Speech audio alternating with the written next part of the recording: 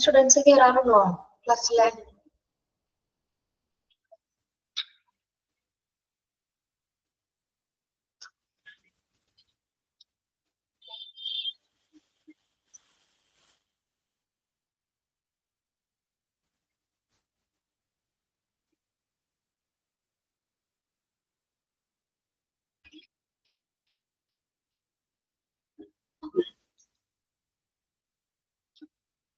കേൾക്കാമോ ടീച്ചർ പറയുന്നത്?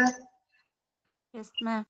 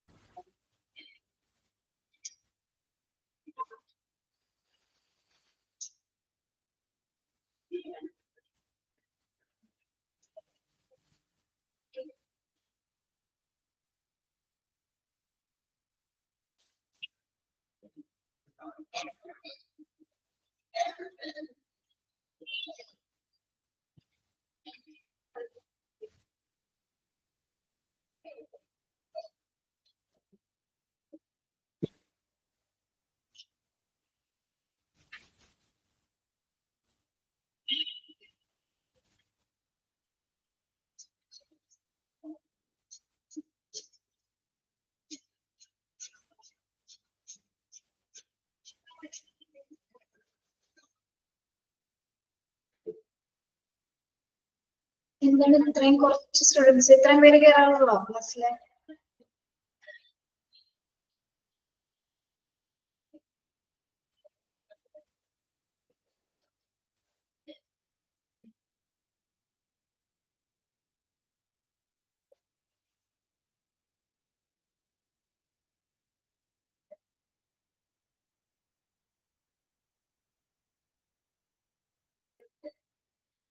ഓക്കെ.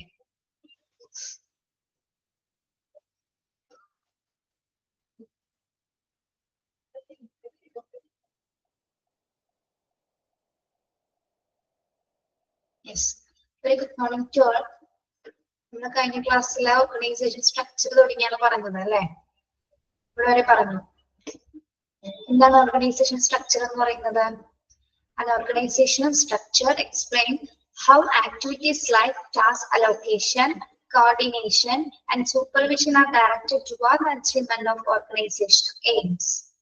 എന്താണ് ഒരു ഓർഗനൈസേഷൻ സ്ട്രക്ചർ എന്ന് പറയുന്നത്?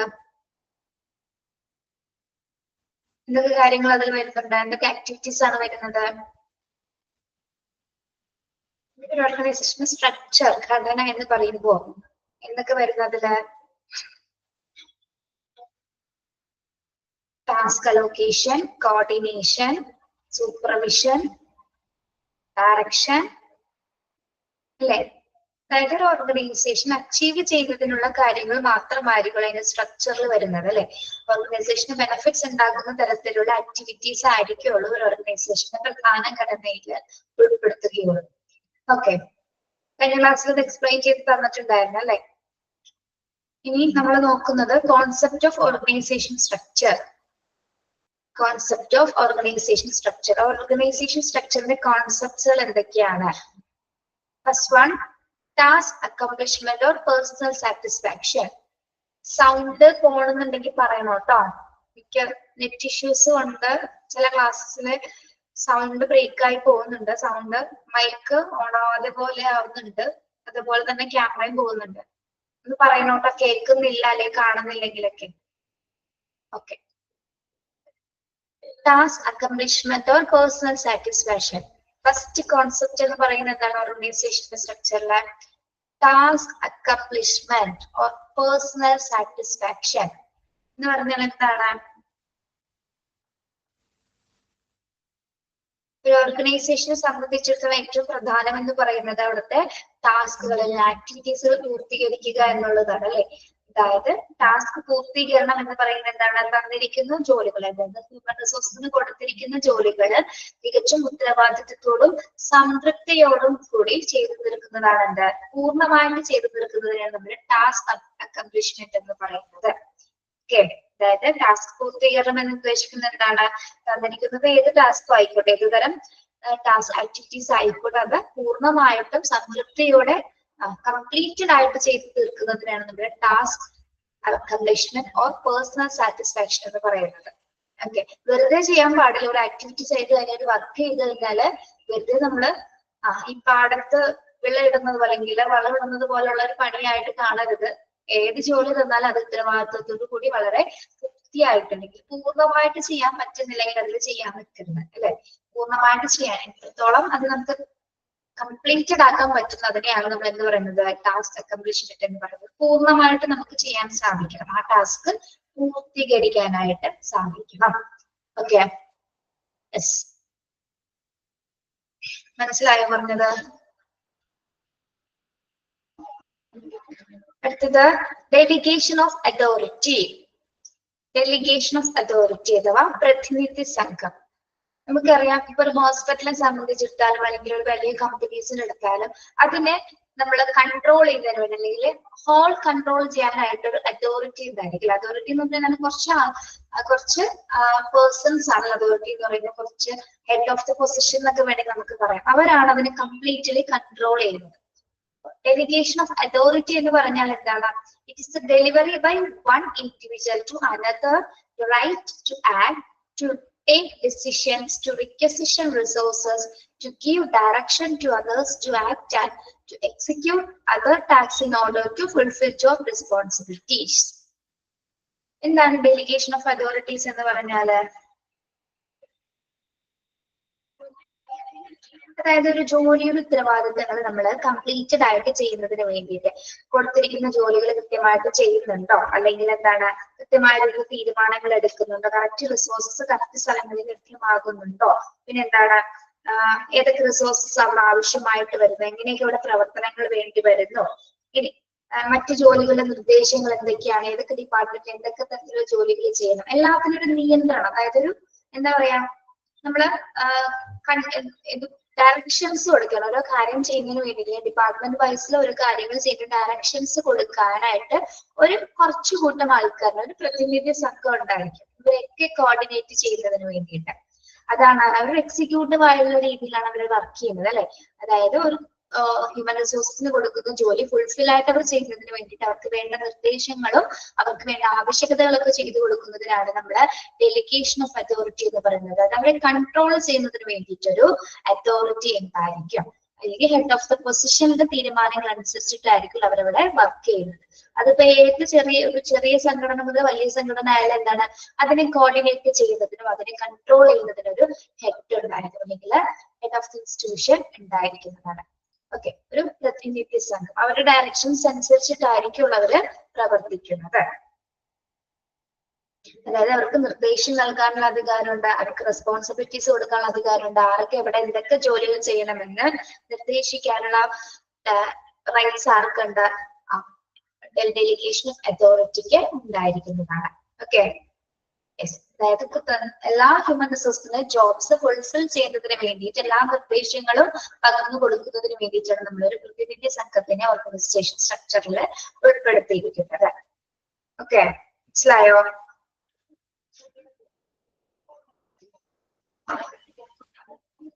ഓക്കെ. അടുത്തത് നോക്കിയേ, proper span of supervision. Proper span of supervision. എന്താണ് സൂപ്പർവിഷൻ എന്ന് പറയുന്നത്? പറഞ്ഞ കാര്യങ്ങളൊക്കെ തന്നെയായിട്ട് നമുക്ക് കണക്ട് ചെയ്ത് പറയാം അല്ലെ. എന്താണ് proper span of supervision?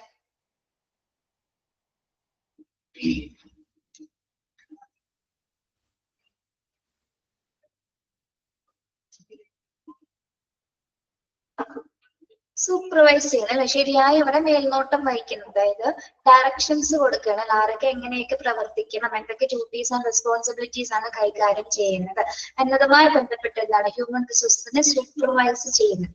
Organisation സംബന്ധിച്ചിടത്തോളം എന്താണ് ഒരുപാട് ഹ്യൂമൻ റിസോഴ്സസ്. അപ്പൊ അവർക്കൊരു കൺട്രോളിന് വേണ്ടിയിട്ട് അല്ലെങ്കിൽ അവരെ മേൽനോട്ടം വഹിക്കുന്നതിനായിട്ട് ഒരു പ്രോപ്പർ സ്പാൻ ഓഫ് സൂപ്പർവിഷൻ, അതായത് മേൽനോട്ടത്തിന് ശരിയായ ഒരു പരിധി ഉണ്ടായിരിക്കും. സൂപ്പർവൈസ് ചെയ്യുന്നതിന് വേണ്ടിയിട്ടുള്ള റൂൾസ് ആൻഡ് റെഗുലേഷൻസ് ഒരു ഓർഗനൈസേഷനെ സംബന്ധിച്ചിടത്തോളം ഉണ്ടായിരിക്കുന്നതാണ്. ഓക്കെ, പ്രോപ്പർ ആയിട്ട് നമ്മൾ സൂപ്പർവൈസ് ചെയ്താൽ മാത്രമേ ഓർഗനൈസേഷന്റെ വർക്ക്സുകളും ഡ്യൂട്ടീസ് ഒക്കെ നല്ല രീതിയിൽ മുന്നോട്ട് കൊണ്ടുപോകാനായിട്ട് സാധിക്കുകയുള്ളൂ. ഓക്കെ,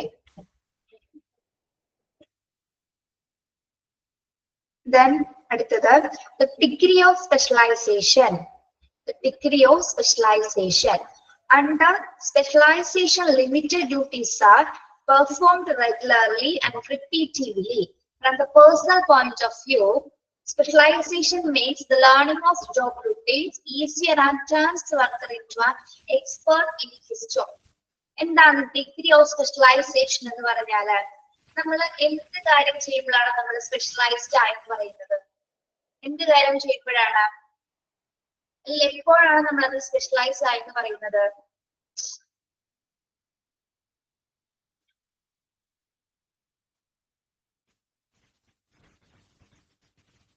ഇപ്പൊ ഇതൊന്നും നോക്കണ്ട, നിങ്ങളോട് ഒരു എക്സാമ്പിൾ പറയാം. നിങ്ങൾക്ക് ആദ്യം ഇപ്പൊ മാരേജ് കഴിഞ്ഞ ഒരാളുടെ കാര്യം ഞാൻ പറയാട്ടോ. ചിലപ്പോ എല്ലാവരും അറിയുന്നവരായിരിക്കും, എന്നാലും അറിയാത്ത ആൾക്കാരുണ്ടാവും. എങ്കിലും പറയാണ്, നിങ്ങൾ ഫസ്റ്റ് കല്യാണം കഴിഞ്ഞ പിറ്റേ ദിവസം ഒരു ചായ ഉണ്ടാക്കി അല്ലെ, നല്ല കുളമായിരിക്കും, ചിലപ്പോ നല്ല രീതിയിൽ ചിലപ്പോ ഉണ്ടാക്കിയിട്ടുണ്ടാവില്ല. ചായയാണെന്ന് പോലും ചിലപ്പോ തോന്നിയിട്ടുണ്ടാവില്ല അല്ലേ? അല്ലേ, ചിലർക്കൊക്കെ ഉണ്ടായിട്ടുണ്ടായി കണ്ടിട്ടുള്ളോ? ആണോ? ചായ പോട്ടെ, മറ്റെന്തെങ്കിലും ആയിക്കോട്ടെ. പിന്നീട് ഉണ്ടാക്കി പിന്നെയും ശരിയായില്ല, പിന്നീട് ഉണ്ടാക്കി ഏകദേശം ചിലപ്പോ വർഷങ്ങളോട് എടുക്കും, ചിലപ്പോ ഒരു മാസങ്ങളോട് എടുക്കും നല്ലൊരു ചായ ഉണ്ടാക്കാനായിട്ട് അല്ലെ. ഒരു ദിവസം എല്ലാം പെർഫെക്റ്റ് ആയ ഒരു ചായ നിങ്ങൾ ഉണ്ടാക്കും അല്ലെ. അതങ്ങനെയാണ്. നമ്മളിപ്പോ എന്താണ് ആദ്യം ജസ്റ്റ് ഒരു എക്സ്പീരിയൻസ് ആയിട്ട് ചെയ്ത് എന്നുള്ളത് നിങ്ങൾ ചായ ഉണ്ടാക്കി നല്ലൊരു സ്പെഷ്യലൈസ്ഡ് ആയിട്ട് മാറും. ഒരു ബിരിയാണി എന്തൊക്കെയോ ആയിക്കോട്ടെ, അങ്ങനെയാണ്. അപ്പൊ ഇവിടെ അതൊക്കെ തന്നെയാണ്. എന്താണ് സ്പെഷ്യലൈസേഷൻ എന്ന് പറയുമ്പോ? എന്റെ സ്പെഷ്യലൈസേഷൻ എക്സ്പീരിയൻസ് കിട്ടിയപ്പോ നിങ്ങൾക്ക് ആവശ്യത്തിലുള്ള എക്സ്പീരിയൻസ് കിട്ടിയതിനനുസരിച്ച് നിങ്ങൾക്ക് എന്താണ് അത് ചായ ഉണ്ടാക്കാൻ നല്ല ക്വാളിഫൈഡ് ആയി നല്ല ചായ ഇപ്പൊ ഉണ്ടാക്കി കൊടുക്കുന്നത് അല്ലെ. ചായ ഉണ്ടാക്കാൻ അറിയില്ല എല്ലാവർക്കും. പിന്നെ ഓക്കെ, ഇവിടെ നോക്കിയോ. Yes. Under specialization, limited duties are performed regularly and repeatedly. നമ്മള് ഒരു ഹോസ്പിറ്റൽ അല്ലെങ്കിൽ ഓർഗനൈസേഷനിൽ വർക്ക് ചെയ്യുന്ന സമയത്ത് എന്താണ് നമുക്കൊരു ജോലി തന്നിരിക്കാൻ ചിലപ്പോൾ ആദ്യം കുറച്ച് ഡ്യൂട്ടീസ് ആയിരിക്കും വരുന്നത്. ആദ്യം കുറച്ച് ഡ്യൂട്ടീസ് വരും, പിന്നീട് എന്താണ് നമ്മൾ ചെയ്തിരുന്ന പെർഫോമൻസ് അനുസരിച്ച് നമുക്കത് റിപ്പീറ്റ് ചെയ്ത് ചെയ്യാനായിട്ട് തരും അല്ലെ. അങ്ങനെ പല പ്രാവശ്യം നമ്മൾ ഇതിന് റെഗുലർ ആയിട്ട് പെർഫോം ചെയ്തുകൊണ്ടിരിക്കും. പിന്നെ എന്താണ് നമ്മൾ ഓരോ ദിവസവും ഈ ജോലി ചെയ്യുന്നതിനനുസരിച്ച് നമ്മൾ ഒരുപാട് വ്യത്യാസങ്ങൾ നമ്മൾക്ക് ഉണ്ടായിരിക്കും അല്ലെ. നമ്മൾ ചെയ്യുന്ന ജോലിയിലും ഉണ്ടാവും, നമ്മളിലും ഒരുപാട് വ്യത്യാസങ്ങൾ വരും. അതായത് നമ്മളുടെ ഇത് റുട്ടീനായി മാറും. നമ്മുടെ ആ ഡ്യൂട്ടി എന്ന് പറയുന്നത് നമ്മുടെ റുട്ടീനാണ്. എന്താണ്, എങ്ങനെയാണ്, എപ്പോ ചെയ്യണം, ഏത് സമയത്ത് അത് തീർക്കണമെന്ന് കൃത്യമായിട്ട് നമുക്ക് കറക്റ്റ് ആയിട്ട് ഒരു സമയത്ത് മനസ്സിലാവും. പെട്ടെന്നൊന്നുള്ള എക്സ്പീരിയൻസ് ചെയ്യുന്ന സമയത്ത് മനസ്സിലാവും. അപ്പൊ ഒരു ജോലി ഒന്നിൽ കൂടുതൽ തവണ റിപ്പീറ്റീവ്ലി ചെയ്യുന്ന സമയത്താണ് നമ്മൾ ആ ജോലിയിൽ എന്തായി മാറുന്നത്, എക്സ്പേർട്ട് ആയി മാറുന്നത്.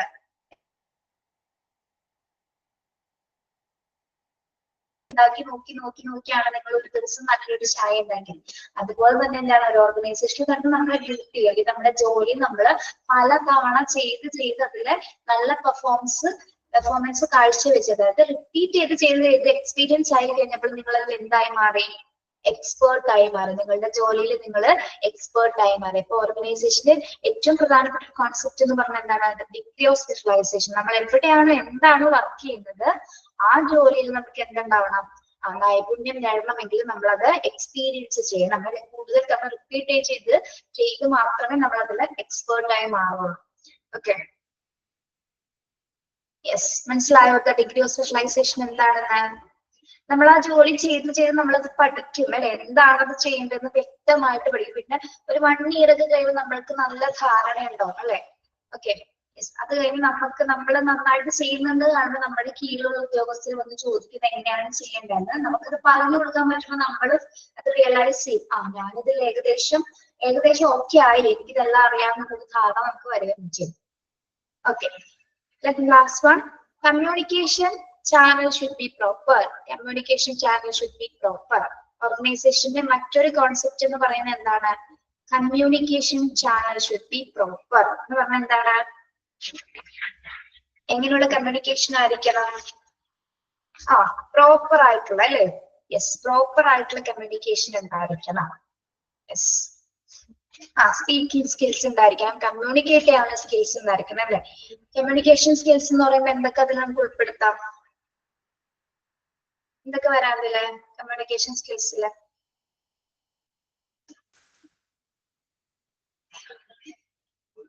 പറഞ്ഞേ.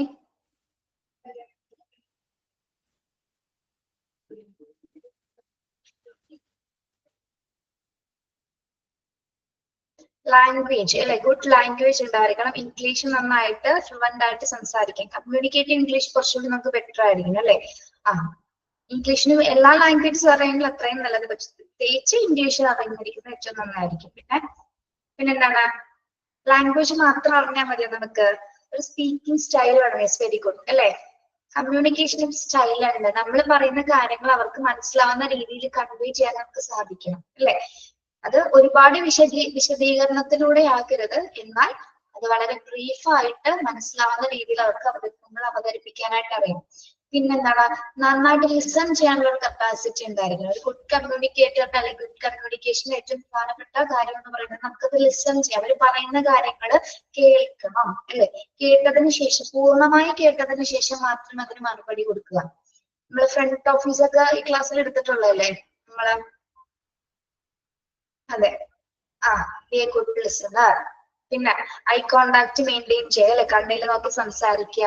നമ്മുടെ ബോഡി ലാംഗ്വേജ് വരെ ശ്രദ്ധിക്കേണ്ടതുണ്ട്. വെറുതെ കമ്മ്യൂണിക്കേഷൻ മാത്രമല്ല, ബോഡി ലാംഗ്വേജ് വരെ ശ്രദ്ധിക്കേണ്ടതുണ്ട്. ഓക്കെ, ഓർഗനൈസേഷൻ സംബന്ധിച്ചിടത്തോളം കമ്മ്യൂണിക്കേഷൻ സ്റ്റൈൽ എന്ന് പറയുന്നത് കുറച്ചുകൂടി ബെറ്റർ ആയിരിക്കണം. പിന്നെ പ്രോപ്പർ ചാനലിലൂടെ മാത്രം, അതായത് ഓർഗനൈസേഷൻ ഒരു എന്താ പറയാ, ഒരു പോളിസീസ് ആൻഡ് പ്രൊസീജിയേഴ്സ് ഉണ്ട്, അതിനനുസരിച്ച് മാത്രമുള്ള ആശയവിനിമയങ്ങൾ മാത്രമായിരിക്കണം ഇതിനകത്ത് നടക്കേണ്ടത്. ഓക്കെ, ഇവിടെ നോക്കി എന്തൊക്കെ കോൺസെപ്റ്റ് ആണ് ഓർഗനൈസേഷൻ സ്ട്രക്ചറിൽ വരുന്നത്. ഈ ഫാനിന്റെ ശബ്ദം കൂടുതലായിട്ട് കേൾക്കുന്നുണ്ടോ അങ്ങോട്ട്? ഇല്ല. ഓക്കെ, നിങ്ങൾ പറഞ്ഞേ എന്തൊക്കെ കോൺസെപ്റ്റ്സ് ആണ് ഓർഗനൈസേഷൻ സ്ട്രക്ചറിൽ വരുന്നത്? Task accomplishment or personal satisfaction. എന്താണ് ടാസ്ക് അക്കംപ്ലിഷ്മെന്റ് എന്ന് പറയുന്നത്? ടാസ്ക് പൂർത്തീകരണം അല്ലെ. തന്നിരിക്കുന്ന ജോലി പൂർണ്ണമായ ഉത്തരവാദിത്വത്തോടു കൂടിയോ സംതൃപ്തിയോടു കൂടിയോ ചെയ്തു തീർക്കുക എന്നുള്ളതാണ് ഫസ്റ്റ് കോൺസെപ്റ്റ് എന്ന് പറയുന്നത്. Delegation of authority. Delegation of authority ആരാണ്? ഒരു പ്രതിനിധി സംഘം ഉണ്ടായിരിക്കും ഒരു ഓർഗനൈസേഷനെ കൺട്രോൾ ചെയ്യുന്നതിന് വേണ്ടി, അതായത് ആവശ്യത്തിനുള്ള റിസോഴ്സസ് പ്രൊവൈഡ് ചെയ്യുന്നതിന് വേണ്ടിയിട്ട്, ഡിസിഷൻസ് കൊടുക്കുന്നതിന് വേണ്ടിയിട്ട്, പിന്നെ എന്താണ് ഡയറക്ഷൻസ് പ്രൊവൈഡ് ചെയ്യുന്നതിന് വേണ്ടിയിട്ട്, എന്താണ് അല്ലെങ്കിൽ ആ ഒരു ജോബിന് ആവശ്യമായിട്ടുള്ള എല്ലാ കാര്യങ്ങളും ഫുൾഫിൽ ചെയ്യുന്നതിന് വേണ്ടിയിട്ട് ഒരു പ്രതിനിധി സംഘം ഓർഗനൈസേഷൻ സ്ട്രക്ചറിൽ ഉൾപ്പെടുന്നതാണ്. പ്രോപ്പർ സ്പാനൽ സൂപ്പർവിഷൻ, നല്ല രീതിയിലുള്ള ഒരു മേൽനോട്ടം ഉണ്ടായിരിക്കണം അല്ലെ, സൂപ്പർവിഷൻ ഉണ്ടായിരിക്കണം. പിന്നെന്താണ് ഡിഗ്രി ഓഫ് സ്പെഷ്യലൈസേഷൻ. എന്താണ് ഡിഗ്രി ഓഫ് സ്പെഷ്യലൈസേഷൻ എന്ന് പറയുന്നത്? Under specialization, limited duties are performed regularly and repeatedly. എന്താണ് ഒരു ജോലി നമ്മള് തന്നിരിക്കുന്ന ജോലിയിൽ എക്സ്പേർട്ട് ആയി മാറുക എന്നുള്ളതാണ് ഡിഗ്രി ഓഫ് സ്പെഷ്യലൈസേഷൻ എന്ന് പറയുന്നത്. എങ്ങനെയാണ് എക്സ്പേർട്ട് ആയി മാറുന്നത്? തന്നിരിക്കുന്ന ജോലി നമ്മൾ റിപ്പീറ്റ് ആയിട്ട് റെഗുലർ ആയിട്ട് കണ്ടിന്യൂസ് അത് ചെയ്തതിനു ശേഷം മാത്രമാണ് അതിൽ നിന്ന് പല കാര്യങ്ങളും എക്സ്പീരിയൻസ് ചെയ്തതിനു ശേഷം മാത്രമായിരിക്കും നമ്മൾ അതിൽ എക്സ്പേർട്ട് ആയി മാറുന്നത്. അപ്പൊ ഓർഗനൈസേഷനെ സംബന്ധിച്ചിട്ടുള്ള പ്രധാന കോൺസെപ്റ്റ് എന്ന് പറയുമ്പോൾ നമ്മൾ മനസ്സിലാക്കേണ്ടത് എക്സ്പേർട്ട് ആവുക എന്നുള്ളതാണ്. ഒരു സ്ഥലത്ത് വർക്ക് ചെയ്യുക എന്നുള്ളതല്ല, വർക്ക് ചെയ്യുന്നതിന് കൂടുതൽ നമുക്ക് തരുന്ന ജോലിയിൽ നമ്മൾ കൂടുതൽ എക്സ്പേർട്ട് ആയിട്ട് വർക്ക് ചെയ്യാൻ പറ്റുമ്പോൾ മാത്രമാണ് നമ്മളും ആ ഒരു സ്ഥാപനത്തിൽ ഉപകാരപ്പെടുന്നത്, അല്ലെ? ഓക്കെ, ആ ഒരു സ്ഥാപനത്തിന്റെ അച്ചീവ്മെന്റിൽ ഗോൾസ് ഒക്കെ അച്ചീവ് ചെയ്യുന്നതിന് നമ്മളുടെ കോൺട്രിബ്യൂഷനും ആവശ്യമാണ്. അപ്പൊ നമ്മൾ ചെയ്യുന്ന ജോലി പെർഫെക്റ്റ് ആയിട്ട് ചെയ്യാനായിട്ട് നമുക്ക് സാധിക്കണമെങ്കിൽ നമ്മൾ നല്ല രീതിയിൽ അവിടെ വർക്ക് ചെയ്യണം. ഓക്കെ, പിന്നെ last one, communication channel should be proper ആയിട്ടുള്ള ഒരു കമ്മ്യൂണിക്കേഷൻ ചാനൽസ് ഉണ്ടായിരിക്കണം. ഓക്കെ, ഇത്രയാണ് കോൺസെപ്റ്റിൽ വരുന്നത് കേട്ടോ. കോൺസെപ്റ്റ് ഓഫ് ഓർഗനൈസേഷൻ സ്ട്രക്ചർ അത്രയുള്ളത്. നിങ്ങൾ ഇതിൽ പഠിച്ചു വെക്കേണ്ട കാര്യങ്ങൾ ടീച്ചർ ടിക്ക് ചെയ്തുതരാം. ഒന്ന് ഡെലിഗേഷൻ ഓഫ് അതോറിറ്റി എന്താന്ന് പഠിക്കാം കേട്ടോ. Delegation of authority, then degree of specialisation. ഇതൊന്ന് വായിച്ചു വെച്ചാൽ മതി, ബൈ ഹാർട്ട് ആയിട്ടൊന്നും പഠിക്കണ്ട. Delegation of authority and degree of specialisation. നിങ്ങൾക്ക് അറിയാലോ, ക്വസ്റ്റ്യൻസ് ഒക്കെ ഒബ്ജക്റ്റീവ് ടൈപ്സ് ആണ്. നമ്മളെല്ലാം മിക്കതും ഹെഡ് പോയിന്റ്സുകൾ മാത്രമേ ക്വസ്റ്റ്യൻസ് വരുള്ളൂ. അതിനുള്ളിൽ വരുന്ന എക്സ്പ്ലനേഷൻസ് ചിലപ്പോൾ അധികം ഒന്നും ചോദിക്കാറില്ല. ഓക്കെ, ഓർഗനൈസേഷന്റെ സ്ട്രക്ചർ കഴിഞ്ഞു കേട്ടോ. ഇനി നമ്മൾ നോക്കുന്നത് എന്താണ്? ഇവിടെ ആരെങ്കിലും എന്തെങ്കിലും സംശയം ഉണ്ടോ? ഓർഗനൈസേഷൻ സ്ട്രക്ചറിലോ കോൺസെപ്റ്റിലോ സംശയം ഉണ്ടോ?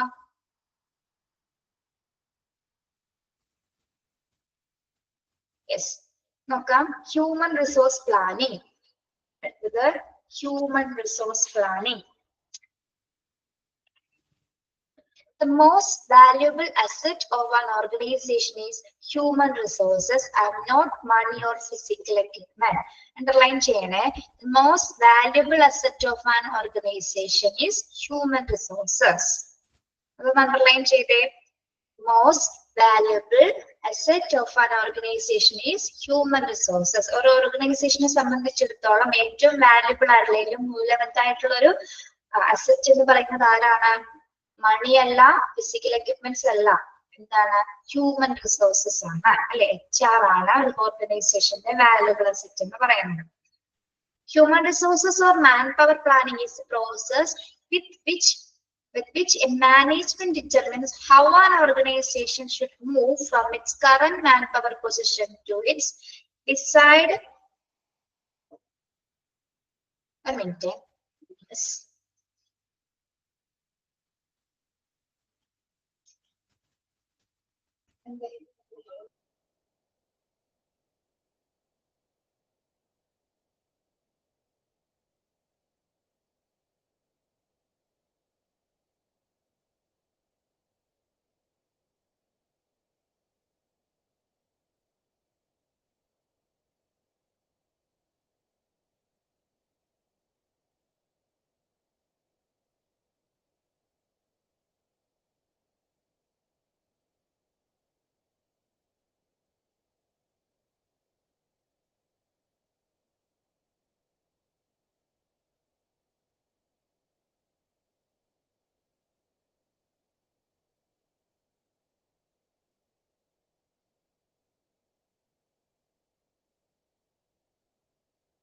നിങ്ങൾ അതൊന്ന് വായിച്ചു നോക്കണേ, ഒരു മിനിറ്റ്. ആ പാരഗ്രാഫ് ഒന്ന് വായിക്കട്ടോ.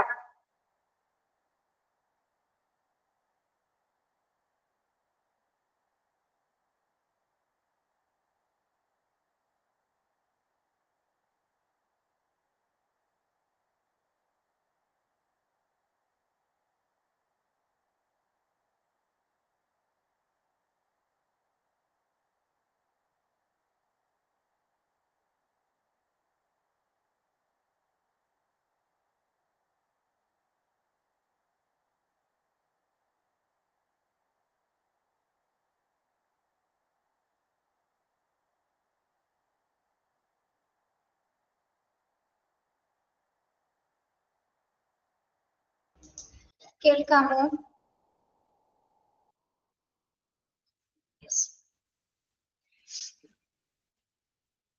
ഓക്കെ, നമ്മൾ നോക്കിയ എന്താണ് ഓർഗനൈസേഷൻ ഹ്യൂമൻ റിസോഴ്സ് പ്ലാനിങ് നോക്കി മോസ്റ്റ് വാല്യുബിൾ അസറ്റ് എന്ന് പറയുന്നത് ഹ്യൂമൻ റിസോഴ്സസ് ആണ്. Human resources or manpower planning is the process with which a management determines how an organization should move from its current manpower position to its desired manpower position. So, ഈ manpower plan ചെയ്യാന്ന് പറയുന്നത് ഒരു organisation എങ്ങനെയാണ് നടക്കുന്നത്? എങ്ങനെയാണ്? അതായത് ഒരു സ്ഥാപനം, ഒരു ഓർഗനൈസേഷൻ അതിന് എത്രത്തോളം ഹ്യൂമൻ റിസോഴ്സസ് ഉണ്ട് അല്ലെ, എത്രത്തോളം ഹ്യൂമൻ റിസോഴ്സസ് ഉണ്ടെന്നുള്ളത് ഇപ്പൊ കുറച്ചാണെങ്കിൽ ആ കുറച്ചു പേരെ നിലനിർത്താനായിരിക്കും ഒരു മാനേജ്മെന്റ് ആഗ്രഹിക്കുന്നത്. അത്രയും പേര് തന്നെ നിലനിർത്താനായിരിക്കും ആഗ്രഹിക്കുന്നത്? ഒരിക്കലും അല്ല അല്ലെ. നമ്മള് ഹ്യൂമൻ റിസോഴ്സിന്റെ എണ്ണം മാക്സിമം കൂട്ടാനാണ് നോക്കുന്നത്. അതായത് ആ ഒരു കമ്പനി വളരണമെങ്കിൽ, ഒരു ഓർഗനൈസേഷൻ വളരണമെങ്കിൽ അവിടെ ആര് വേണം ഏറ്റവും കൂടുതലായിട്ട്? മെഷീൻസിനേക്കാൾ കൂടുതൽ ആരാണ് വേണ്ടത്? മാൻ പവർ തന്നെ വേണം അല്ലെ, മനുഷ്യ വിഭവശേഷി തന്നെ ആയിരിക്കണം വേണ്ടത്. അപ്പോ യെസ്, ഹ്യൂമൻ റിസോഴ്സിന് തന്നെയാണ് വേണ്ടത്. അപ്പൊ ഒരു കമ്പനി തീരുമാനം എടുക്കുന്നത് എന്താണ്? ഒരു സ്ഥാപനം അതിന്റെ നിലവിലെ മനുഷ്യ വിഭവശേഷിയുടെ സ്ഥാനത്ത് അത് കൂട്ടാനായിരിക്കും നോക്കുന്നത്. ഒരിക്കലും അവിടെ ഉള്ള ആൾക്കാരെ മാത്രം നിലനിർത്തി പോകാനല്ല നോക്കുന്നത്, അവിടെ മാക്സിമം നമ്പർ ഓഫ് എംപ്ലോയീസിനെ എടുക്കാനായിട്ട് നോക്കുകയുള്ളൂ അല്ലെ. യെസ്, ഒന്നുകൂടി പറയാം. Human resources or man power planning is the process. ഇതൊരു പ്രോസസ് ആണ് അല്ലെ. എന്താണ് ഈ പ്രോസസ് പറയുന്നത്? which a management determines how an organization should move from its current manpower position to its desired manpower position. അതായത് ഒരു ഓർഗനൈസേഷന് കുറച്ച് ആൾക്കാർ ജോലി ചെയ്യുന്നുണ്ട്. ആ ആൾക്കാർ മാത്രം മതിയോ നമുക്ക് ജോലിക്ക്? അല്ല, നമുക്ക് കമ്പനി ഇനി വളരണമെങ്കിൽ എന്താണ്? അത്യാവശ്യത്തിലധികം എന്ത് വേണം? മാൻ പവേഴ്സ് വേണം അല്ലെ. മാൻ പവേഴ്സ് അതിൽ ഹ്യൂമൻ റിസോഴ്സസ് ആവശ്യമാണ്. അപ്പൊ കറണ്ട് പൊസിഷനിലുള്ള ആൾക്കാരെ മാത്രമല്ല നമ്മൾ അവിടെ എടുക്കുന്നത്. എന്താണ്? നമുക്ക് മറ്റു ഹ്യൂമൻ റിസോഴ്സസിനെയും കൂടെ, അതായത് കുറച്ചുകൂടി ആൾക്കാരെ കൂടി എന്താണ് നമുക്ക് കൃത്യമായിട്ട് മാനേജ്മെന്റിലേക്ക് കൊണ്ടുവരുന്ന ഒരു പ്രക്രിയയാണ് നമ്മൾ ഹ്യൂമൻ റിസോഴ്സ് പ്ലാനിങ് എന്ന് പറയുന്നത് അല്ലെ. ഇപ്പൊ ഒരു കമ്പനി സ്റ്റാർട്ട് ചെയ്തു, 10 പേരെ വെച്ച് സ്റ്റാർട്ട് ചെയ്തു. പക്ഷെ ഏകദേശം നല്ല രീതിയിൽ വർക്ക് ചെയ്യാൻ തുടങ്ങിയപ്പോൾ കുറച്ചുകൂടി ഏർണിങ്സ് കിട്ടി. അപ്പൊ എന്ത് ചെയ്തു? ഇനി കുറച്ചുകൂടി വിപുലീകരിക്കണമെങ്കിൽ അവിടെ ആര് വേണം? കുറച്ചുകൂടി ആൾക്കാരെ കൂടി നമ്മൾ റിക്രൂട്ട് ചെയ്ത് സെലക്ട് ചെയ്തെടുക്കും അല്ലെ. കുറച്ചുകൂടി 10 പേരെയും കൂടി എക്സ്ട്രാ എടുത്തിട്ട് 20 പേരായി. പിന്നെയും കുറച്ചുകൂടി വളർന്ന സമയത്ത് എന്താണ്? കുറച്ചുകൂടി ആൾക്കാർ അവിടെ ആവശ്യമായിട്ട് അങ്ങനെ എന്താണ്? അപ്പൊ നമ്മൾ ഒരു 10 പേരെ വെച്ച് മാത്രമുള്ള ഒരു സ്ഥാപനം മുന്നോട്ട് പോകുന്നത്. കുറച്ചു പേരെ കൂടി നമ്മൾ സെലക്ട് ചെയ്ത് കറണ്ട് പൊസിഷനിൽ കുറച്ചു പേരായിരിക്കും ഉണ്ടാവില്ല. പക്ഷെ എന്താണ്? നമുക്ക് കുറച്ചുകൂടി ആളെ കൂട്ടുന്നതിനനുസരിച്ച് എന്താണ് കമ്പനിക്ക് ബെനിഫിറ്റ്സ് ഉണ്ടാവും. ഓക്കെ, അങ്ങനെയാണ് നമ്മൾ ഇത്ര ആൾക്കാരെ പ്ലാൻ ചെയ്തെടുക്കുന്നത്. ഇത്ര ആള് ഈ ഡിപ്പാർട്ട്മെന്റിൽ ആവശ്യമായിട്ട് വേണം എന്ന് പറഞ്ഞാൽ നമ്മൾ തിരഞ്ഞെടുക്കില്ലേ? അത്രയേ ഉള്ളൂ. Okay, so the planning is a management tries to have right number and right kind of people at the right place at the right time to do things which result in both the organization and the individual receiving the maximum long range of benefit. ഇവിടെ നോക്കൂ എന്താ പറയുന്നത്? Manpower പ്ലാനിങ്ങിന്റെ മാനേജ്മെന്റിന്റെ പ്രധാന പരിശ്രമം എന്ന് പറഞ്ഞാൽ എന്താണ്? കറക്റ്റ് ആയിട്ടുള്ള നമ്പർ ഓഫ് എംപ്ലോയീസിനെ തിരഞ്ഞെടുക്കുക. അത് കറക്റ്റ് സ്ഥലത്ത് അല്ലെ, കറക്റ്റ് ആളുകളെ ശരിയായ സ്ഥലത്ത് ശരിയായ സമയത്ത് നിയമിക്കുമ്പോൾ മാത്രമാണ് അവിടെ എന്താണ് ഹ്യൂമൻ റിസോഴ്സിന്റെ പ്ലാനിങ് കംപ്ലീറ്റ് ആവുന്നത് അല്ലെ. ഒരാളെ തിരഞ്ഞെടുക്കുന്നത് എങ്ങനെയാണ്? കൃത്യമായ ഒരു ആസൂത്രണത്തിലൂടെ. പ്രത്യേകിച്ച് ഹ്യൂമൻ റിസോഴ്സ് പ്ലാനിങ് എന്ന് പറയുന്നത് എന്താണ്? ഏതൊക്കെ ക്വാളിഫിക്കേഷൻ അനുസരിച്ചിട്ട് ആൾക്കാരെയാണ് നമ്മൾ തിരഞ്ഞെടുക്കേണ്ടത്, അവരെവിടെ നിയമിക്കണം, ഏത് സമയത്താണ് നിയമിക്കേണ്ടത്, എത്ര ആൾക്കാരെ അവിടെ നിയമിക്കണം എന്ന് തീരുമാനിക്കുന്നത് എപ്പോഴാണ്? ഹ്യൂമൻ റിസോഴ്സ് പ്ലാനിങ്ങിന്റെ ആ ഒരു ഘട്ടത്തിലാണ് നമ്മൾ ഇതെല്ലാം തീരുമാനിക്കുന്നത്. Okay,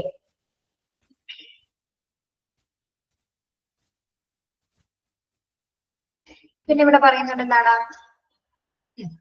Result in both the organization and individual receiving the maximum long range of benefit. എന്താണ് maximum long range of benefit എന്ന് പറയുന്നത്?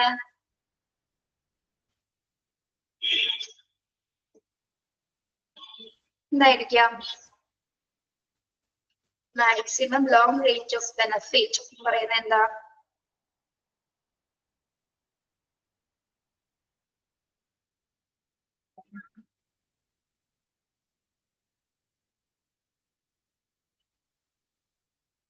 യെസ്, പ്രോഫിറ്റ് ഉണ്ടാക്കാന്നാണ് അല്ലെ. അതായത് മാക്സിമം ഓരോ ഇൻഡിവിജ്വലിനെ സംബന്ധിച്ചിടത്തോളം എന്താണ്? മാക്സിമം റേഞ്ച് ഓഫ് ബെനിഫിറ്റ്സ് ഉണ്ടാക്കി മാറ്റുന്നത്. ബെനിഫിറ്റ് മീൻസ് എന്താണ്? പ്രോഫിറ്റ് അല്ലെ. നല്ല രീതിയിൽ നമ്മൾ വെറുതെ അവിടെ വർക്ക് ചെയ്തിട്ട് കാര്യമില്ല. കമ്പനിക്ക് എന്തുണ്ടായിരിക്കണം? ബെനിഫിറ്റ്സ് അല്ലെങ്കിൽ നല്ലൊരു ഗുണം ഉണ്ടായിരിക്കണം. നല്ല രീതിയിൽ ഇത്രയും നമ്മൾ ഹ്യൂമൻ റിസോഴ്സിനെ തിരഞ്ഞെടുക്കുന്നുണ്ടെങ്കിൽ അതിനൊരു എന്തുണ്ടായിരിക്കണം? ലക്ഷ്യം ഉണ്ടാകും. ഇത്ര ആൾക്കാരെ നമ്മൾ തിരഞ്ഞെടുക്കുന്നതിന് വേണ്ടിയിട്ടാണ്, ആ കമ്പനി നല്ല രീതിയിൽ മുന്നോട്ട് പോകുന്നതിന് വേണ്ടിയിട്ടാണ്, അതിന് ബെനിഫിറ്റ് ഉണ്ടാക്കുന്നതിന് വേണ്ടിയിട്ടാണ് നമ്മൾ കൃത്യമായ ആൾക്കാരെ കൃത്യമായ സ്ഥലത്ത് കൃത്യമായ സമയത്ത് കൃത്യമായ രീതിയിൽ നിയമിക്കുന്നത്. That is human resource planning. Okay, മനസ്സിലായോ പറഞ്ഞത്? ഇത്രേ ഉള്ളൂ. ഈ പോയിന്റ് അണ്ടർലൈൻ ചെയ്ത് പിള്ളേരെ.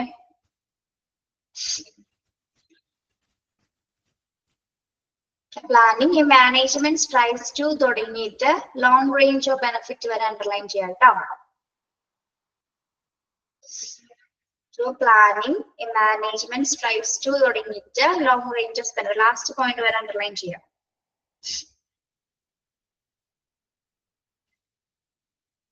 ഇപ്പൊ നമ്മൾ പറഞ്ഞത് എന്താണ്? ഹ്യൂമൻ റിസോഴ്സ് പ്ലാനിങ്ങിനെ കുറിച്ചിട്ടാണ് അല്ലെ. ഓരോ ഹ്യൂമൻ റിസോഴ്സിനെ എവിടെയൊക്കെ നിയമിക്കണം, എത്രത്തോളം നിയമിക്കണം എന്നുള്ള കാര്യങ്ങളാണ് നമ്മൾ പറഞ്ഞത്.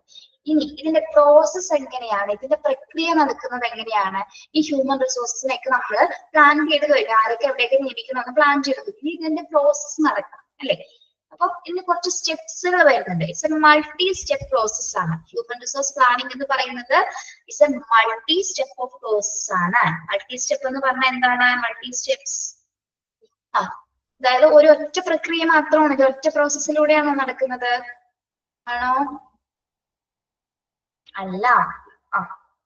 ഒന്നിൽ കൂടുതൽ പ്രക്രിയയിലൂടെയാണ് ഹ്യൂമൻ റിസോഴ്സ് പ്ലാനിങ് നടക്കുന്നത്. അല്ലെങ്കിൽ ഇതിനെ ബഹുമുഖ പ്രക്രിയ എന്ന് നമ്മൾ മലയാളത്തിൽ പറയും. അപ്പൊ ഏതൊക്കെ പ്രോസസ്സിലൂടെയാണ്? ഫസ്റ്റ് വൺ, ഒരു പോയിന്റ് ഒന്ന് to decide goal or aims. First one, to decide goal or aims. Second one, estimate future organization structure and manpower needs. Then third one, to audit human resources. Then to plan job requirements and job descriptions. അതിൽ തന്നെ കുറച്ച് കാര്യങ്ങൾ വരുന്നുണ്ട്. Then last one, to develop a human resource plan. അപ്പോൾ ഏകദേശം ഒരു 5 പ്രക്രിയയിലൂടെയാണ് എന്ത് കടന്നു പോകുന്നത്? ഹ്യൂമൻ റിസോഴ്സ് പ്ലാനിങ് കടന്നു പോകുന്നത്. നമുക്ക് ഓരോന്ന് നോക്കാം. First one, to decide goal or aims. എന്ത് പ്ലാൻ ചെയ്യുമ്പോൾ നമ്മൾ ആദ്യം തിരഞ്ഞെടുക്കുന്നത് എന്താണ്? അതെന്താണ് നമ്മൾ തീരുമാനിക്കുന്നത്? എയിം തീരുമാനിക്കുക അല്ലെ, അല്ലെങ്കിൽ ഇതിന്റെ ഗോൾ തീരുമാനിക്കുക. To decide goal or aims. Okay.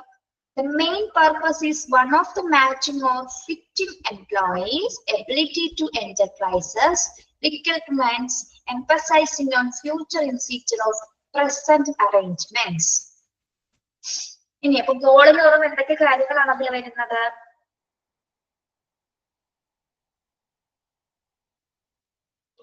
First one, the main purpose is one of the matching or fitting employees' abilities to enterprises requirements. Then first purpose എന്ന് പറയുന്നത് എന്താണ്? നമ്മുടെ എംപ്ലോയീസ് അല്ലെങ്കിൽ നമ്മുടെ ജീവനക്കാരുടെ കഴിവുകള് കൃത്യമായിട്ട് ക്രമീകരിക്കുകയും അതിനെന്താണ് നമ്മളതിനെ എന്തിനാണ് ഏറ്റവും കൂടുതൽ ഇമ്പോർട്ടൻസ് കൊടുക്കുന്നത്? Emphasise on future institute of present arrangements. നമ്മുടെ എല്ലാ ജീവനക്കാരും കൃത്യമായിട്ട് അവരുടെ എബിലിറ്റീസ് അനുസരിച്ചിട്ട് നമ്മൾ അവരെ എന്താണ് ആവശ്യാനുസരണം നിയമിക്കുക. അതാണ് പ്രധാന ലക്ഷ്യം എന്ന് പറയുന്നത്. അവിടെ ആ ഒരു ദിവസത്തെ കാര്യം മാത്രമാണോ നമ്മളവിടെ തീരുമാനിക്കുന്നത്? പ്രസന്റ് സിറ്റുവേഷൻസിൽ അറേഞ്ച്മെന്റ്സ് മാത്രമാണോ നമ്മളവിടെ തീരുമാനിക്കുന്നത്? അല്ല. ഇതെന്താണ്? ഫ്യൂച്ചർ അല്ലെ, നമ്മള് ഭാവിയെയും കൂടി മുൻകൂട്ടി കൊണ്ടാണ് അല്ലെ, ഫ്യൂച്ചറിനെ മുൻകൂട്ടി കണ്ടുകൊണ്ടാണ് അവിടെ പ്രധാനമായിട്ട് നമ്മൾ നിലവിലുള്ള ക്രമീകരണത്തെക്കാൾ കൂടുതൽ ഭാവിക്കാണ് നമ്മൾ അവിടെ ഊന്നൽ കൊടുത്ത് അവിടെ നമ്മൾ പ്ലാൻ ചെയ്യുന്നത് അല്ലെങ്കിൽ ഒരു ഗോള് തീരുമാനിക്കുന്നത്. ആരൊക്കെ എവിടേക്ക് നിയമിക്കണം, ഏതൊക്കെ രീതിയിൽ അവരുടെ ആവശ്യകതകളൊക്കെ നിയമിച്ചുകൊണ്ട് പ്രസന്റ് സിറ്റുവേഷനേക്കാൾ കൂടുതൽ ഫ്യൂച്ചർ സിറ്റുവേഷൻസിനാണ് നമ്മൾ അവിടെ ഇമ്പോർട്ടന്റ് കൊടുക്കുന്നത്. ഫ്യൂച്ചറിലാണ് അവിടെ മുൻതൂക്കം കൊടുക്കുന്നത്. ഓക്കെ. തീരുമാനമെടുക്കുമ്പോൾ ഏറ്റവും കൂടുതൽ ഇന്നൊരു ദിവസത്തെ കാര്യം മാത്രമല്ല നമുക്ക് ആവശ്യമായിട്ട് വേണ്ടത്, പിന്നെന്താണ് ഇത് ഭാവിയിൽ നമുക്ക് ബെനിഫിറ്റ്സ് ഉണ്ടാവണമെങ്കിൽ അത്തരത്തിലുള്ള രീതിയിലുള്ള അറേഞ്ച്മെന്റ്സ് ആയിരിക്കണം നമ്മൾ ക്രമീകരിക്കേണ്ടത്. അതാണ് നമ്മുടെ പ്രധാന ലക്ഷ്യം എന്ന് പറയുന്നത്. ഓക്കെ. ഇപ്പൊ ഒരു ഹ്യൂമൻ റിസോഴ്സ് പ്ലാനിങ്ങിന്റെ ഫസ്റ്റ് സ്റ്റെപ്പ് എന്ന് പറയുന്നത് എന്താണ്? ഒരു ലക്ഷ്യം തീരുമാനിക്കുക അല്ലെങ്കിൽ to decide goal or aims. നിങ്ങൾ പഠിക്കേണ്ടത് ഹെഡ് പോയിന്റ്സ് പഠിച്ചാൽ മതി കേട്ടോ. ബാക്കിയുള്ളത് മനസ്സിലാക്കി പോവാം.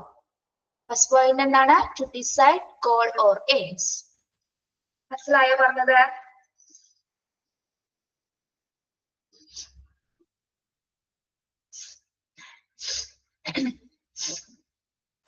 ഓക്കെ. Then second process, അടുത്ത പ്രോസസ് ആണ് നോക്കിയേ. To estimate future organizational structure and manpower needs. To estimate future organization structure and manpower needs. എന്താണ്? നോക്കാം. The management must evaluate the structure of the organization at a given point in time. For this evaluation, the number and type of employees required must be determined. ഇന്ന് വായിച്ചു നോക്കിയത്.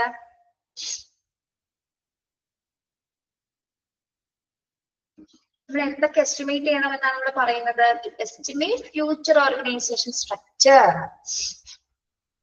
And manpower needs. എന്തിനൊക്കെയാണ് പ്രാധാന്യം കൊടുക്കേണ്ടത്? ഭാവിയിൽ വരുന്ന organisation സ്ട്രക്ചറിന്റെ estimate ചെയ്യുക, അല്ലെങ്കിൽ അതിന്റെ കാര്യങ്ങൾ കൃത്യമായിട്ട് നമ്മൾ എസ്റ്റിമേറ്റ് ചെയ്യുക. അതോടൊപ്പം തന്നെ എന്താണ്? Manpower needs. Man power needs എന്താണ്? മനുഷ്യ വിഭവശേഷിയുടെ ആവശ്യങ്ങൾക്ക് പ്രാധാന്യം കൊടുക്കുക, അല്ലെ? ഓർഗനൈസേഷന്റെ സ്ട്രക്ചറും എസ്റ്റിമേറ്റ് ചെയ്യുക. അതോടൊപ്പം തന്നെ എന്താണ്? മനുഷ്യ വിഭവങ്ങളുടെ അല്ലെങ്കിൽ മാൻ പവേഴ്സിന്റെ നീഡ്സ് എന്ന് പറഞ്ഞാൽ എന്താണ്? അവരുടെ ആവശ്യങ്ങൾ കൂടി മുൻതൂക്കം കൊടുത്തുകൊണ്ടായിരിക്കണം ആ ഒരു പ്രോസസ്സ് നടക്കേണ്ടത്. എന്തൊക്കെ കാര്യങ്ങളാണ് ഇപ്പൊ അതിൽ വരുന്നത്? Management must evaluate structure of the organisation. ഇപ്പൊ മാനേജ്മെന്റ് എന്താണ്? ആ ഓർഗനൈസേഷന്റെ സ്ട്രക്ചർ ഇവാലുവേറ്റ് ചെയ്യണം. ഇവാലുവേറ്റ് ചെയ്യുന്ന സമയത്ത് നമ്മൾ എന്തൊക്കെ കാര്യങ്ങൾ അതിൽ പ്രത്യേകം തീരുമാനിക്കേണ്ടതുണ്ട്? For this evaluation the number and type of employees required must be determined. എന്താ അവിടെ പറയുന്നത്? ഈ ഒരു ഇവാലുവേഷൻ, അതായത് മാനേജ്മെന്റ് ഓർഗനൈസേഷന്റെ സ്ട്രക്ചർ ഇവാലുവേറ്റ് ചെയ്ത് നോക്കും. ആ നോക്കുന്ന സമയത്ത് കൃത്യമായിട്ട് ഒരു തീരുമാനത്തിലേക്ക് എത്തും. ഏതൊരു തീരുമാനത്തിലേക്കാണ് എത്തുന്നത്?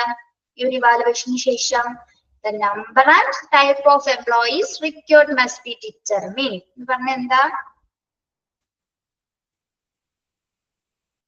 ഈ വിലയിരുത്തലിലൂടെയാണ് നമ്മൾ എന്ത് തീരുമാനിക്കുന്നത്? The number and type of employees. പറഞ്ഞേ.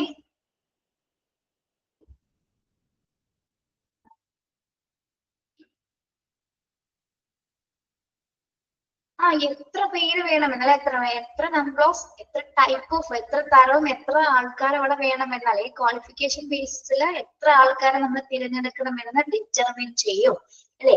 ഓർഗനൈസേഷന്റെ ഫ്യൂച്ചർ ഗോളുകൾ എസ്റ്റിമേറ്റ് ചെയ്യുന്നത് വഴി അത് മാത്രമല്ല എന്താണ്? മനുഷ്യ വിഭവശേഷിയുടെ ആവശ്യങ്ങൾ അവിടെ പരിഗണിക്കുന്നുണ്ട്. അതിനോടൊപ്പം തന്നെ എന്താണ്?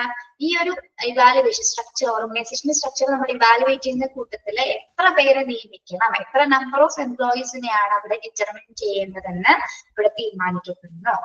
അതാണ് എന്താ? Estimate future organisation structure and manpower needs. Okay. അടുത്തത് ഓഡിറ്റ് ഹ്യൂമൻ റിസോഴ്സസ്. ഇനി എന്താ ചെയ്യേണ്ടത്? ടു ഓഡിറ്റ് ഹ്യൂമൻ റിസോഴ്സസ്, അതായത് മാനവ വിഭവശേഷിയെ ഓഡിറ്റ് ചെയ്യുക. ഓഡിറ്റ് ചെയ്യാന്ന് പറഞ്ഞാൽ എന്താ?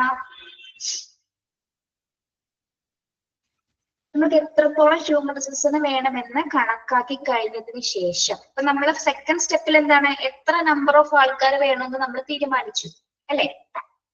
ഓക്കെ, അതാണ് എത്ര നമ്പർ ഓഫ് ആൾക്കാർ വേണമെന്ന്, എംപ്ലോയീസ് വേണമെന്ന് തീരുമാനിച്ചു. സെക്കൻഡ് പ്രോസസ് എന്ന് പറഞ്ഞാൽ എന്താണ്? ഇതിനെ നമ്മൾ ഓഡിറ്റ് ചെയ്യണം.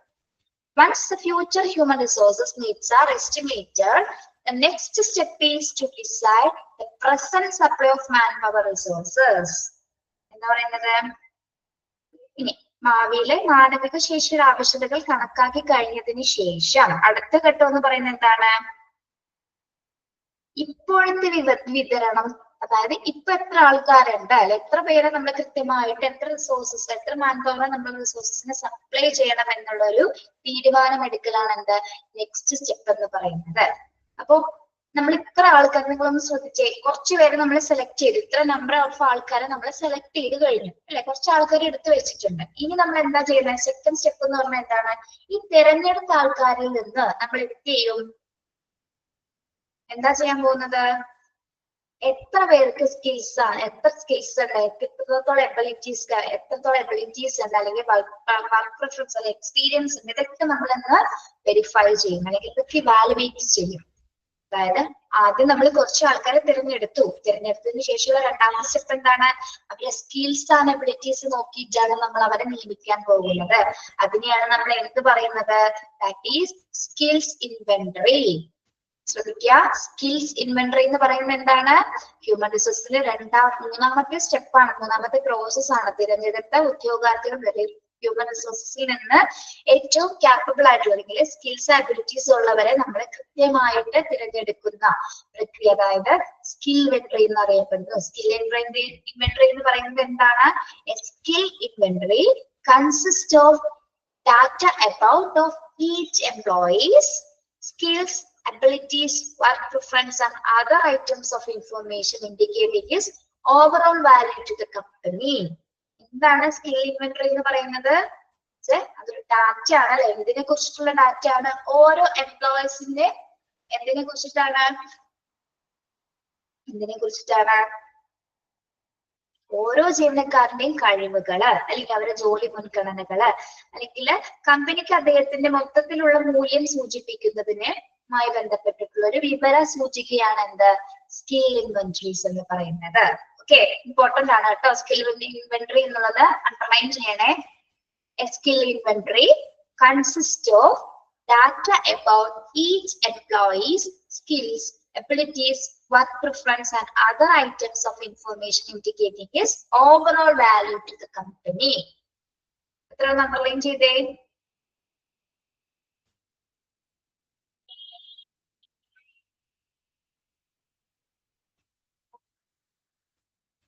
അതായത് ഓരോ എംപ്ലോയീസിനെ കുറിച്ചിട്ടുള്ള അവരുടെ ഡാറ്റാസ് ഉൾക്കൊള്ളുന്ന അല്ലെങ്കിൽ അവരുടെ കഴിവുകളുടെ ഡാറ്റാസ് ഉൾക്കൊള്ളുന്ന ഒരു പ്രോസസ്സിനാണ് അല്ലെങ്കിൽ ഡാറ്റയാണ് നമ്മൾ എന്ത് പറയുന്നത്? സ്കിൽ ഇൻവെന്ററീസ് എന്ന് പറയുന്നത്. അവരെ കുറിച്ചിട്ടുള്ള എല്ലാ ഇൻഫോർമേഷൻസും അല്ലെങ്കിൽ അവരുടെ സ്കിൽസ് ആൻഡ് അബിലിറ്റീസിനെ കുറിച്ചിട്ടുള്ള ഇൻഫോർമേഷൻസ് ആണ് എന്ത്? സ്കിൽ ഇൻവെന്ററീസിൽ വരുന്നത്. മനസ്സിലായോ? സ്കിൽ ഇൻവെന്ററി എന്താണെന്ന് ഇമ്പോർട്ടന്റ് ആണ് കേട്ടോ. ക്ലിയർ ആണോ അത്? നോക്കൂ, ഹ്യൂമൻ റിസോഴ്സിന്റെ മൂന്നാമത്തെ സ്റ്റെപ്പ് എന്ന് പറയുന്നത് എന്താണ്? To audit human resources. നമ്മൾ ഓഡിറ്റ് ചെയ്തെടുക്കുന്നത് എങ്ങനെയാണ്? ഹ്യൂമൻ റിസോഴ്സസിനെ നമ്മൾ തിരഞ്ഞെടുക്കുന്നത് എങ്ങനെയാണ്? സ്കിൽ ഇൻവെന്ററീസിലൂടെ. എംപ്ലോയീസിന്റെ ഡാറ്റാസ് കളക്ട് ചെയ്തതിനു ശേഷം അവരുടെ സ്കിൽസ് ആൻഡ് എബിലിറ്റീസ് നോക്കിയതിനു ശേഷം മാത്രമാണ് നമ്മൾ അവിടെ ഹ്യൂമൻ റിസോഴ്സിനെ ഓഡിറ്റ് ചെയ്യുന്നത്. Okay, yes. Then fourth step എന്ന് പറയുന്നത് എന്താണ്? To plan job requirements and job descriptions. To plan job requirements and job descriptions. എന്താണ്? ഇനി നമ്മളുടെ ജോലി ആവശ്യകതകളും ജോലി വിവരണങ്ങളുമായി ബന്ധപ്പെട്ടുള്ള കാര്യങ്ങളാണ് അല്ലെ. ഇത്ര ആൾക്കാരെ നമ്മൾ തിരഞ്ഞെടുത്തു കഴിഞ്ഞു. ഇനി ഇവർക്ക് വേണ്ടിയിട്ടുള്ള ജോലിയിലേക്ക് ആരൊക്കെയാണ് നമ്മൾ ഏതൊക്കെ ജോലികളിലേക്കാണ് മാറ്റേണ്ടത് എന്നതുമായി ബന്ധപ്പെട്ട കാര്യങ്ങളാണ് ഇതിൽ വരുന്നത്. Plan job requirements and job descriptions. നോക്കാം, ഇതിന് ഇമ്പോർട്ടന്റ് ആയിട്ടുള്ള ഒരു ഭാഗം, ഒരു പ്രോസസ്സാണ്. After taking a decision on how many persons would be needed, it is necessary to prepare a job analysis, recording details of training, skills, qualifications, abilities, experience and responsibilities, etc., which are needed for a job. നോക്കൂ, ഇപ്പൊ job analysis എന്ന് പറഞ്ഞ എന്താണ്? അപ്പൊ നമ്മൾ ആൾക്കാരെയൊക്കെ തിരഞ്ഞെടുത്ത് അവരുടെ കഴിവുകൾ അനുസരിച്ച് കുറച്ച് പേര് നമ്മൾ സെലക്ട് ചെയ്ത് വെച്ചിട്ടുണ്ട്. ഇനി ഏതൊക്കെ പേഴ്സൺസ് ആണ് ഏതൊക്കെ ജോലിക്കാണ് പ്രിപ്പയർഡ് ആവണമെന്ന് നമ്മൾ തീരുമാനിക്കും അല്ലെ. അതായത് എത്ര പേരെ വേണമെന്ന് തീരുമാനിക്കപ്പെട്ടതിന് ശേഷം നമ്മൾ എന്താണ്?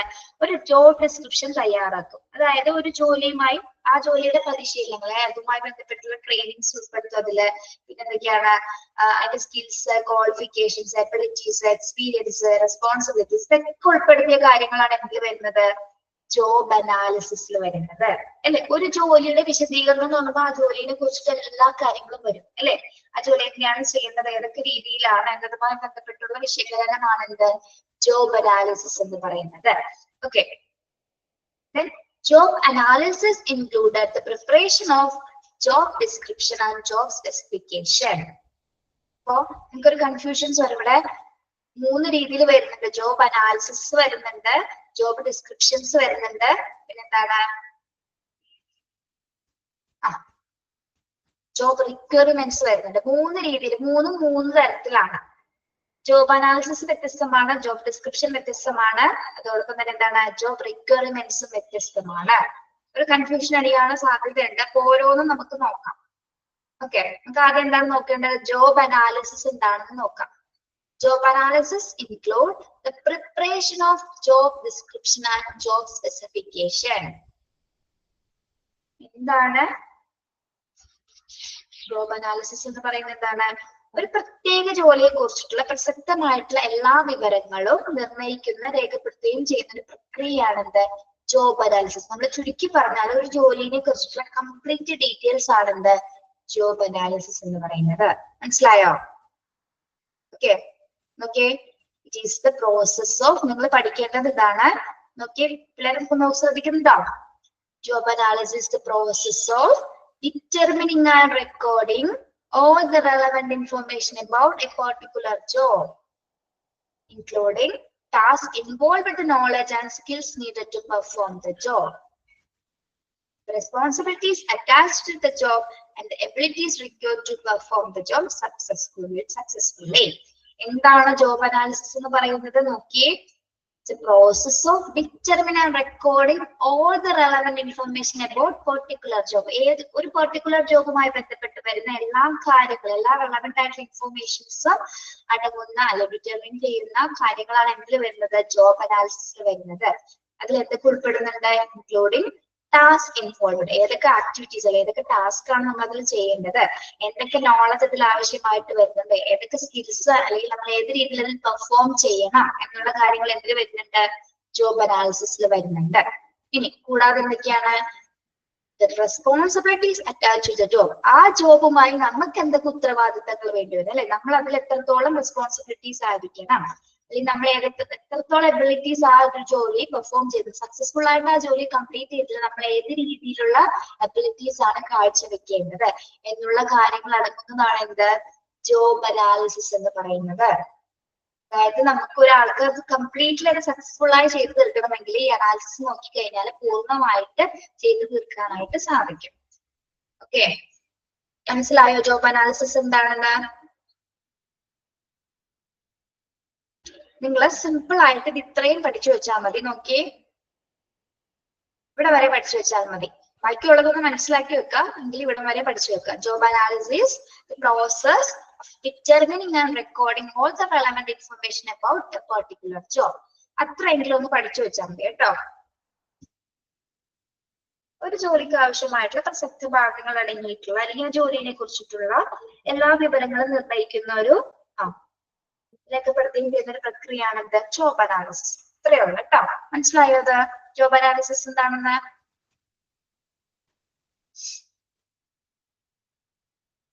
ഓക്കെ, ടീച്ചർ പറയുന്നത് മനസ്സിലാവണമെങ്കിൽ പറയണോട്ടോ, ക്ലിയർ അല്ലാതാണ്. Next job requirements. ആ പേരിൽ നിന്ന് മനസ്സിലാക്കി എന്താണ് ജോബ് റിക്വയർമെന്റ്സ്? ജോബ് റിക്വയർമെന്റ്സ് ഒന്നുകൂടെ പറയണോ? ജോബ് അനാലിസിസ് ഒന്നുകൂടി പറയണോ?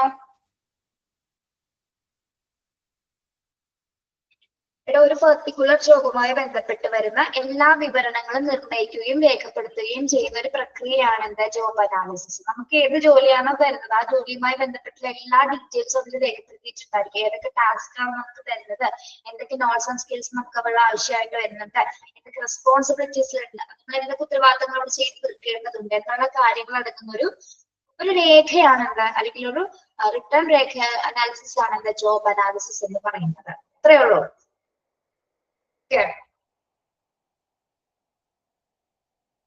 ഇനി നോക്കൂ, ജോബ് റിക്വയർമെന്റ്സ്. എന്താണ് job requirements? Job requirements are qualification and skills needed for a certain position. പെട്ടെന്ന് മനസ്സിലാവും അല്ലെ? ജോബ് റിക്വയർമെന്റ്സ് എന്താണ്? നമ്മുടെ ഒരു നിശ്ചിത പൊസിഷന് വേണ്ടിയിട്ട് അല്ലെ, ഒരു നിശ്ചിത സ്ഥാനത്തേക്ക് ആവശ്യമായിട്ടുള്ള യോഗ്യതകളും കഴിവുകളും ഉള്ള ഒരു അതിന്റെ അടിസ്ഥാനത്തിൽ തിരഞ്ഞെടുക്കുന്നതാണ് ജോബ് റിക്വയർമെന്റ്സ് എന്ന് പറയുന്നത്. ഒരു ജോബിന് ആവശ്യമായിട്ടുള്ള ക്വാളിഫിക്കേഷൻസ് ആൻഡ് സ്കിൽസ് ഒരു പൊസിഷനിലേക്ക്, ഏത് പൊസിഷൻ ആണോ അതിന് വേണ്ട ക്വാളിഫിക്കേഷൻസ് ആൻഡ് സ്കിൽസ് ആണ് എന്ത് ജോബ് റിക്വയർമെന്റ്സ് അല്ലെങ്കിൽ ജോലി ആവശ്യകതകൾ എന്ന് പറയുന്നത്. Okay, yes. നോക്കൂ, ഇനി അടുത്തത് ജോബ് ഡിസ്ക്രിപ്ഷൻ. അങ്ങോട്ടും ഇങ്ങോട്ടും എല്ലാം മാർക്ക് വരുന്നത് കേട്ടോ. ജോബ് ഡിസ്ക്രിപ്ഷൻ എന്താന്ന് നോക്കി, ജോബ് ഡിസ്ക്രിപ്ഷൻ അല്ലെങ്കിൽ നമ്മളതിനെ എക്സാമിന് JD എന്ന് കാണാറുണ്ട് കേട്ടോ. അപ്പൊ JDയുടെ എക്സ്പാൻഷൻ ചോദിക്കാറുണ്ട്, എന്താണ് ജോബ് ഡിസ്ക്രിപ്ഷൻ ആണ് കേട്ടോ. JD job description is a written account that narrates the general task or other related duties or responsibilities of a position. എന്താണ് ഇപ്പൊ ജോബ് ഡിസ്ക്രിപ്ഷൻ എന്ന് പറയുന്നത്?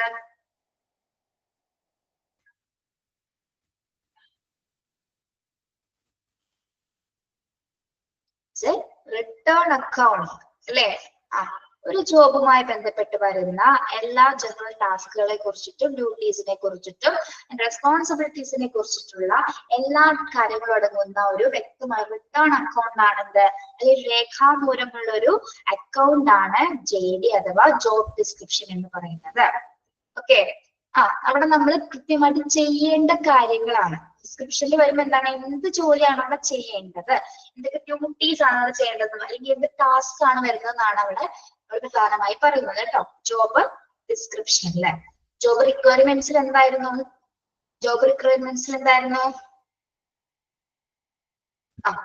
Qualification and skills needed for a certain position. പൊസിഷൻസിലേക്ക് വേണ്ട ക്വാളിഫിക്കേഷൻസും സ്കിൽസും ആണ് അവിടെ വരുന്നത്. ജോബ് അനാലിസിസിൽ എന്തായിരുന്നു? ജോബ് അനാലിസിസിൽ നമ്മൾ താഴേന്ന് വെള്ളക്ക് പോയാണ് കേട്ടോ. ജോബ് അനാലിസിസിൽ എന്താണ് നമ്മൾ പറഞ്ഞത്?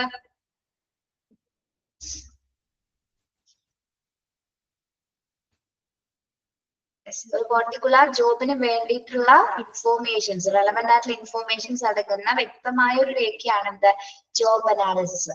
അതിലും എന്തൊക്കെ വരുന്നുണ്ട്, ഏതൊക്കെ ജോലിയാണ് പെർഫോം ചെയ്യേണ്ടത്, എന്തൊക്കെ സ്കിൽസ് ആവശ്യമാണ്, എന്തൊക്കെ നോളജ് ആവശ്യമാണ് അല്ലെ, അല്ലെങ്കിൽ ആ ജോലി സക്സസ്ഫുൾ ആയി ചെയ്യണം, ഏത് രീതിയിലുള്ള പെർഫോമൻസ് ആണ് വേണ്ടത്, അതുമായി ബന്ധപ്പെട്ട കാര്യങ്ങളാണ് ജോബ് അനാലിസിസിൽ വരുന്നത്.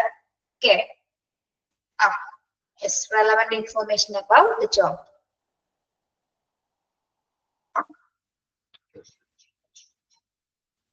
അത് മൂന്നും പഠിക്കണം കേട്ടോ.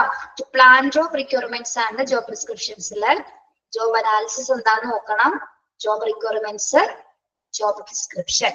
എപ്പോഴും ജോബ് ഡിസ്ക്രിപ്ഷൻ ആണ് ചോദിക്കാറ് എക്സാമിന് കേട്ടോ. എക്സ്പാൻഷൻ ചോദിക്കാറുണ്ട്, അത് എന്താണെന്ന് ചോദിക്കാറുണ്ട്, അത് പഠിക്കാം.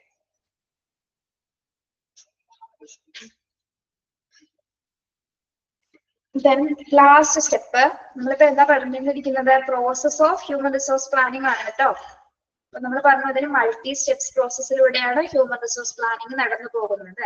ഫസ്റ്റ് സ്റ്റെപ്പ് നമ്മൾ പറഞ്ഞ ഒരു ഗോള് തീരുമാനിക്കുക, പിന്നെ എന്താണ് മാൻ പവർ നീഡ്സും ഓർഗനൈസേഷൻ സ്ട്രക്ചറും എസ്റ്റിമേറ്റ് ചെയ്യുക, ഹ്യൂമൻ റിസോഴ്സിനെ ഓഡിറ്റ് ചെയ്യുക, പിന്നെ എന്താണ് ടു പ്ലാൻ ജോബ് റിക്വയർമെന്റ്സ് അല്ലെങ്കിൽ job analysis, job description and job requirements. അപ്പൊ തീരുമാനിച്ചതിന് ശേഷം ലാസ്റ്റ് പ്രോസസ് എന്ന് പറയുന്നത് എന്താണ്, to develop a human resource plan. Last one എന്താണ്, to develop a human resource plan. അതായത് ഇത്തരം കാര്യങ്ങൾ കഴിഞ്ഞതിന് ശേഷം ലാസ്റ്റ് പ്രോസസ് എന്ന് പറയുന്നത് എന്താണ്, ഈ ഹ്യൂമൻ റിസോഴ്സ് പ്ലാൻ നമ്മൾ ഒന്നുകൂടി ഡെവലപ്പ് ചെയ്യണം, ഒന്നുകൂടി അത് വികസിപ്പിക്കണം. എന്താണ് അവിടെ ചെയ്യേണ്ടത് പ്രത്യേകമായിട്ട്? ഓൾറെഡി ഒരു പ്ലാൻ ആണിത് അല്ലെ, ഈ പ്ലാനിനെ കുറച്ചുകൂടി നമ്മളൊന്ന് എന്താണ് കുറച്ചും കൂടി കുറെ ഇംപ്ലിമെന്റേഷൻസ് കൊണ്ടുവരാണ്. നോക്കൂ, this step refers to the development and implementation of human resources plan, which consists of finding out the sources, labor, supply in order to make an effective use of these sources. വായിച്ചിട്ട് പറഞ്ഞുതരാം കേട്ടോ.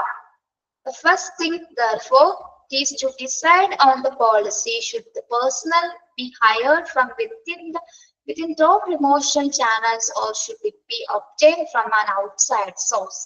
The best policy followed by most organizations is fill up higher vacancies by promotion and lower level position by recruitment from the labor market. നമ്മള് human resource പ്ലാനിനെ ഒന്നും കൂടി നമ്മൾ എന്താണ് implement ചെയ്യുന്ന കുറച്ച് കാര്യങ്ങൾ കൂടി, അതായത് ഒന്നുകൂടി തന്നെ വികസിപ്പിക്കുകയാണ്. എങ്ങനെയാണ് ഇത് വികസിപ്പിക്കുന്നത്? ലേബർ സപ്ലൈ അല്ലെങ്കിൽ ലേബർ സോഴ്സസ് നമ്മൾ കുറച്ചുകൂടി എഫക്റ്റീവ് ആയിട്ട് ഉപയോഗിക്കണം അല്ലെ. ലേബർ സപ്ലൈ എന്ന് ഇവിടെ ഉദ്ദേശിക്കുന്നത് എന്താണ്, ഹ്യൂമൻ റിസോഴ്സസിനെ ഒന്നുകൂടി നമ്മൾ എന്ത് ചെയ്യണം, ആ സോഴ്സസ് കുറച്ചുകൂടി എഫക്റ്റീവ് ആയിട്ട് യൂസ് ചെയ്യണമെങ്കിൽ അവിടെ കുറച്ചുകൂടി റിക്രൂട്ട്മെന്റ്സ് അല്ലെങ്കിൽ അവിടെ വേറൊരു പ്രക്രിയ കൂടി നടക്കേണ്ടതുണ്ട് എന്താണ് അതിനു വേണ്ടി നമ്മൾ ആദ്യം തന്നെ ഒരു പോളിസി രൂപീകരിക്കണം അല്ലെ? Just to decide on the policy. എന്താണ് പോളിസിയിൽ പറയുന്നത്? The person be hired from within the promotion channels or should be obtained from outside sources. ഇവിടെ പ്രമോഷൻ കൊടുക്കാന്ന് സൂചിപ്പിക്കുന്നത് എന്താണ്? പ്രമോഷൻ കൊടുക്കാന്ന് പറഞ്ഞാൽ എന്താ?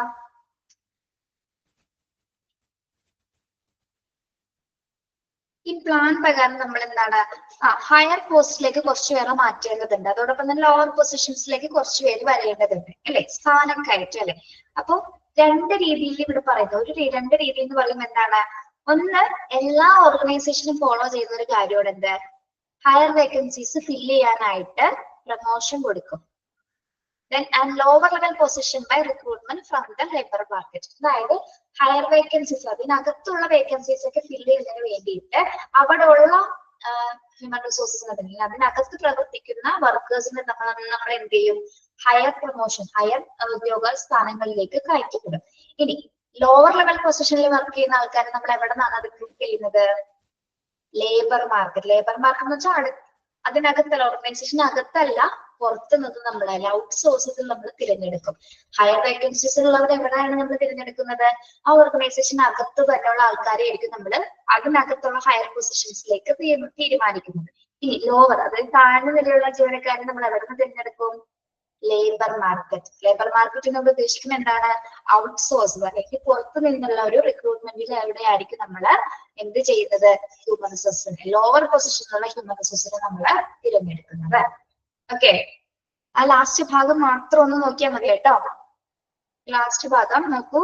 Best policy followed by most organisation എന്ന് തുടങ്ങിയുള്ള ഭാഗം മുതൽ ലാസ്റ്റ് വരെയുള്ള പോയിന്റ് മാത്രം നിങ്ങൾ നോക്കിയിരുന്നാൽ മതി. ഓക്കെ, മനസ്സിലായോ പറഞ്ഞത്?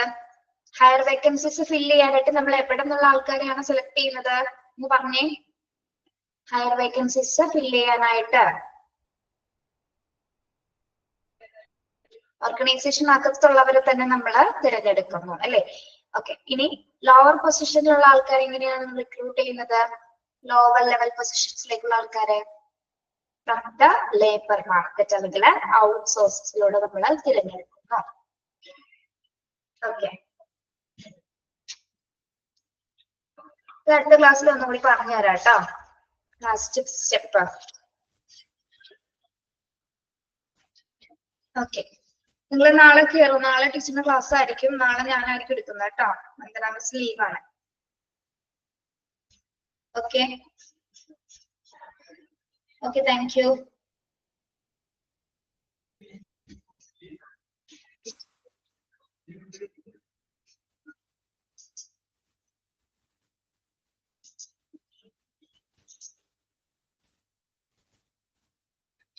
Thank you. Have a nice day.